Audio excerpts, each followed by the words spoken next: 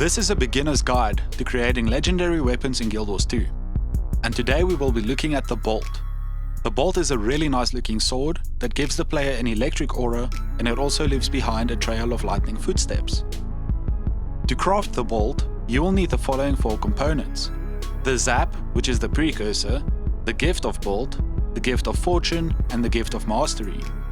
Each of these components, except for the precursor, are made up of components of their own, and the order in which you collect them is up to you. However, I do have a recommended order of doing things, which I will share later on in this video. So let's take a look at how you can collect all of the items required to create the 4 main parts of this legendary. The Zap. The Zap can be bought on the trading post, which at the time of creating this video is going for roughly 600 gold. It can also be earned through a series of collections, which you access via the achievements panel if you are interested in doing it that way. However, I will not be covering that in this video, as I find that you spend more gold on completing the collections than you do simply buying it on the trading post. Lastly, just like any of the first generation precursors in Guild Wars 2, the Zap can actually be dropped from enemies in the game. So make sure that you have completed the Advanced Logistics Mastery and that you tick all of the auto-loot functions in the options menu. If you do decide to buy it on the trading post, then you should put in a buy order to save some gold for the rest of the legendary. However, if you do not have the patience to wait for your order to come through, then you can go ahead and buy it at the selling price.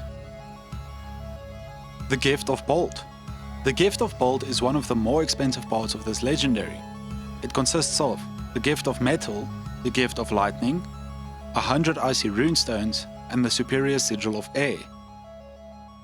To create the Gift of Metal, you will need a character with weaponsmithing at level 400.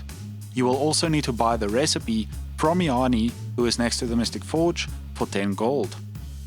Once you've done this, you need to combine 250 Orichalcum ingots, 250 Mithril ingots, 250 Darksteel ingots, and 250 Platinum ingots at the weaponsmithing table. To craft the Gift of Lightning, you will need a character with artificing at level 400. You will also need to buy the recipe from Yanni for another 10 gold.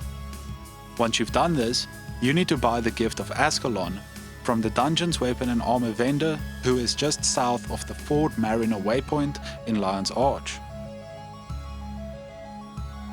To purchase the Gift of Ascalon, you will need 500 Ascalonian tears, which can be obtained through doing the Ascalonian Catacombs dungeon or reward track in either PvP or World vs World a few times. To create the Gift of Lightning, you will have to combine your Gift of Ascalon with 250 Orichalcum ingots, 250 bolts of gossamer, and 100 charge lodestones at the artificing table.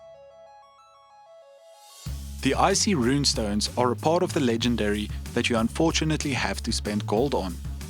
They cost 1 gold each, and you need 100 of them, so it adds up to a total of 100 gold.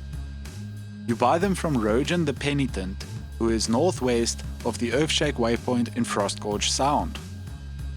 If the Drawmack event is running, then Rojan may not be there, and you will have to wait for the event to end before he returns.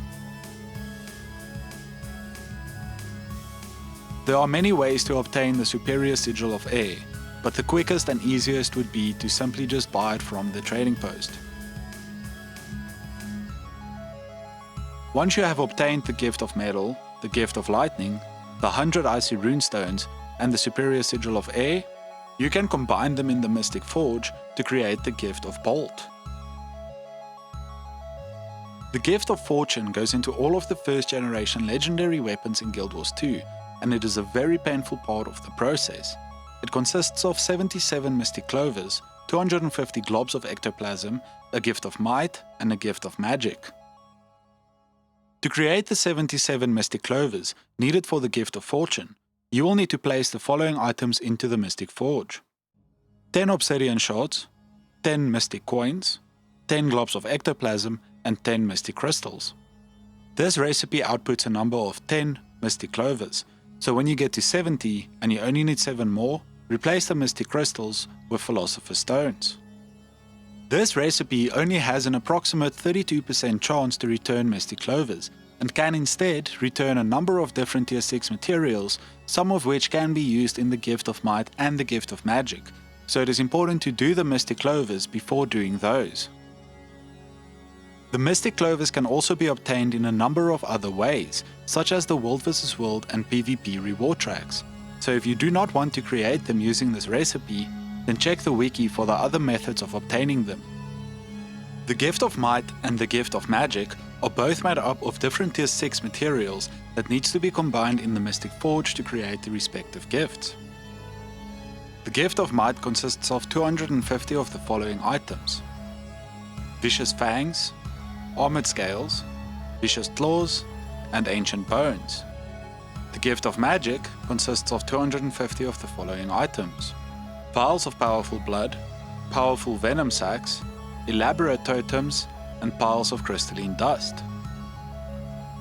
Once you have obtained the 77 Mystic Clovers, 250 globs of Ectoplasm, the Gift of Might, and the Gift of Magic, you can combine them in the Mystic Forge to create the Gift of Fortune.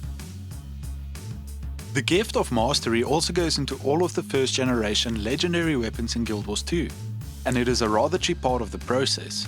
However, it can be extremely time consuming, as you have to finish the entire map of Tyria to receive the Gift of Exploration. This does not include the Maguma Jungle from the Heart of Thorns expansion, or the Crystal Desert from the Path of Fire expansion. To create the Gift of Mastery, you need to combine the Gift of Exploration with the Bloodstone Shard, a Gift of Battle, and 250 Obsidian Shards in the Mystic Forge. Once you have obtained the following: the Zap, the Gift of Bolt, the Gift of Fortune, and the Gift of Mastery, you can combine them in the Mystic Forge to create the Bolt. Creating legendary weapons can seem like a daunting task, and like no matter how much you play, you will never be able to create them. But here is a list of my favorite farming locations to speed up the process. The Silver Wastes.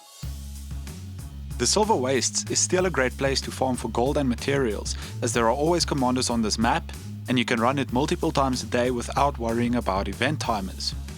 When you do the Silver Wastes, you will also receive a lot of Obsidian Shards during the chest farm after killing the Vine Wrath. Tangled Depths and AURIC Basin. The Tangled Depths and AURIC Basin map metas are a great place to farm for resources, and they always happen directly after one another. Each of these will also reward you with the option to choose an amalgamated gemstone as your reward once per day, which you can sell on the trading post for a bit of extra gold.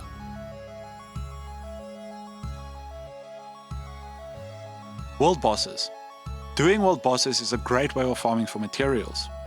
You can do each boss once per day per account, and they always drop a bonus chest that contains a rare or exotic piece of equipment that you can salvage for extra globs of ectoplasm. The chest dropped by the boss itself also has a higher chance of containing a precursor weapon than any other chest in the game. So if you are thinking of trying to farm for precursor weapons, instead of buying them on the trading post or crafting them, then this is the way to go. Another nice thing about doing the world bosses is that there's always a lot of players doing them, meaning that the events will be quick and relatively easy.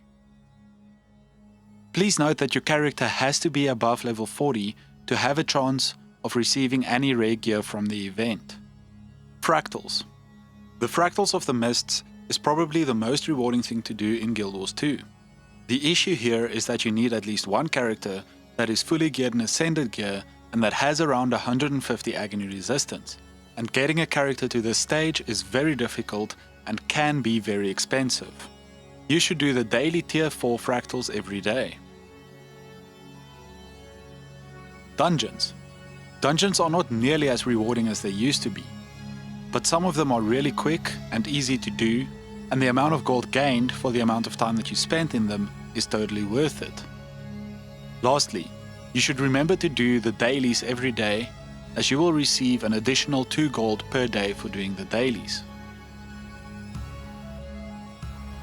To make the process of creating this legendary weapon as fun and quick as possible, while still saving some gold, I recommend that you do things in this order.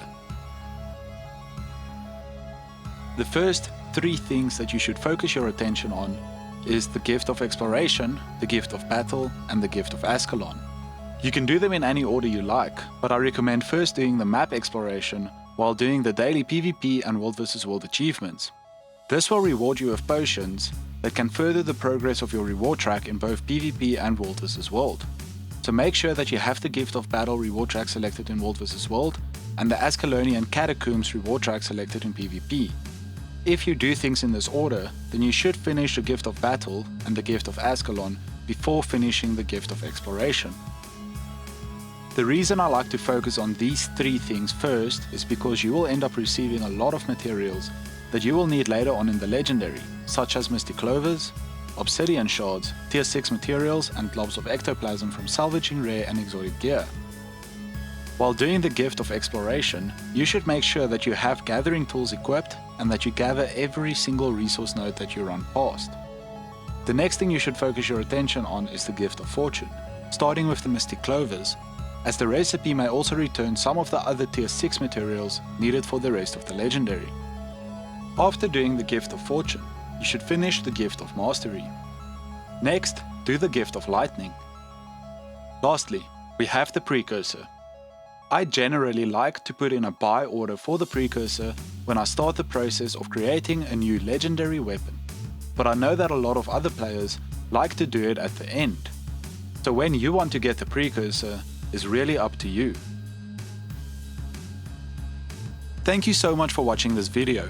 If you found it helpful, then please give it a like and share it with your friends who may want to create this Legendary weapon in the future. If you have any questions, please feel free to ask them in the comment section of this video. And if you want to create another Legendary weapon, but you don't know how or where to get started, then consider subscribing to my channel, as I will be bringing out more guides like this one in the near future.